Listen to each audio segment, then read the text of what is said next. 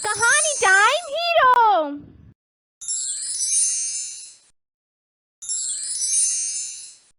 मुकरान भाग चुका था और सलीम और उसके साथी काफिले को लूटने से बचा चुके थे। खुदा का शुक्र है कि जिसने हमें काफिले को बचाने का हौसला दिया। जी भाई, ये सब आपकी बिछाई हुई चाल से ही मुमकिन हुआ है। हाँ डमरू, लेकिन इस सब में सबसे बड़ा हाथ तो तुम्हारे एक हीरो का है। भाई वो कौन सा हीरो है, मुझे भी बताए। अरे भूल गए, वो हीरो हमारा तुम्हारा सबका हीरो है, और वो हीरो है बहादुर। और सलीम के मुंह से बहादुर का नाम सुनते ही डमरू की तो हंसी न रुके। भाई वो तो अभी भी मजे से खड़ा होकर सो रहा है। हाँ डमरू, वो ऐसा हीरो है कि जिसे मौत की भी परवाह नहीं। सच कहते हैं कि नींद तो तख्ताएदार पर भी आ जाती है। शहजादी महरीन अपने कमरे में मौजूद थी और इस वक्त वो सलीम के बारे में ही सोच रही थी। इस वक्त वो दुआ कर रही थी कि खुदा सलीम की हिफाजत करे, क्योंकि उसका काफिले को बचाना उनकी बका के लिए जरूरी था। खुदाया सलीम की हिफाजत फरमा, जिसने अपनी जान गरीब अवाम के लिए मुश्किल में डाल रखी है। उसी वक्त परी कमरे में दाखिल होती है। शहजादी साहिबा, आप किसको याद कर रही हैं? क्या आप सलीम साहब को तो याद नहीं कर रही? हाँ परी, वो जवां मर्द भी है और ज़हीन भी है, और इसके दिल में गरीबों का दर्द भी है, तो फिर इसके लिए दुआ करना तो हमारा हक बनता है ना। लेकिन लगता है शहजादी साहिबा के लिए वो इससे बढ़ कर ही है। शहजादी ने परी के सामने गुस्से का मुजाहरा किया। वैसे वो दिल ही दिल में मुस्कुरा रही थी और परी की बातों पर खुश भी हो रही थी। परी, लगता है तुम्हारी लंबी गर्दन कटने का लम्हा आ चुका है, जो तुम इस तरह की बातें कर रही हो। ओ नहीं शहजादी साहिबा, मेरी प्यारी गर्दन की तरफ मेरी आंख से ना देखें। आपके लिए एक खुशखबरी लेकर आई हूँ।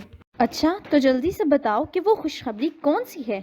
अभी अभी पता चला है शहजादी साहिबा कि मकरान पर हमला हुआ है और वो काफिले को लूटने की बजाय अपनी जान बचाकर भाग निकला है और काफिला महफूज है। ओह परी, कितनी खुशी की खबर सुनाई है तुमने। दिल चाहता है तुम्हारा मुंह चूम लूं। ये तो आप किसी और के लिए रहने दें। वैसे भी सलीम साहब ने बड़ी हिम्मत और बहादुरी का काम किया है। महरीन ने तो जैसे परी की बात सुनी ही ना थी। वो तो दिल ही दिल में खुदा का शुक्र अदा कर रही थी, जिसने सलीम के हाथों पूरे शहर को भूख से महफूज कर दिया था। आहा, आज मेरी जिंदगी का सुनहरी दिन होगा। आज एक अच्छी खबर मेरे पुराने जख्मों को भर देगी, और फिर ये तख्तो ताज पर मेरा मुकम्मल कब्जा हो जाएगा। वजीर मुकरान की तरफ से खुशखबरी सुनने के लिए बेताब हुआ जा रहा था। उसी वक्त चंगू कमरे में दाखिल होता है। आओ मेरे वफादार, आओ, मैं तुम्हारा ही इंतजार कर रहा था। चलो जल्दी जल्दी मुझे वो खबर सुना दो जो मैं कब से सुनने का मुंतजिर हूँ। माँ बदौलत वो गरीबों का मसीहा। अबे गधे, मैं तुम्हें मुकरान की खबर सुनाने का कह रहा हूँ और तुम मेरे सामने मेरे सबसे बड़े दुश्मन का नाम ले रहे हो। आखिर माजरा क्या है? जनाब, वो गरीबों के मतीहा ने मतरान पर हमला कर दिया था और मतरान को शिकस्त दे दी थी, और वो मतरान भाग गया है। हुजूर, वो मतरान का आदमी आया था। उसने बताया है कि हमारे काफिले पर हमला हो गया है। जब हम उस काफिले के नज़दीक थे जिसे हम लूटना चाह रहे थे, हम पर दांत से हमला किया गया था। इससे हमारे काफ़ी लोग मारे गए हैं और बहुत सारे जख्मी हो गए हैं, और हम खुद बड़ी मुश्किल से जान बचाकर निकले हैं। इस निकम्मे से भी एक काम भी नहीं हो पाया।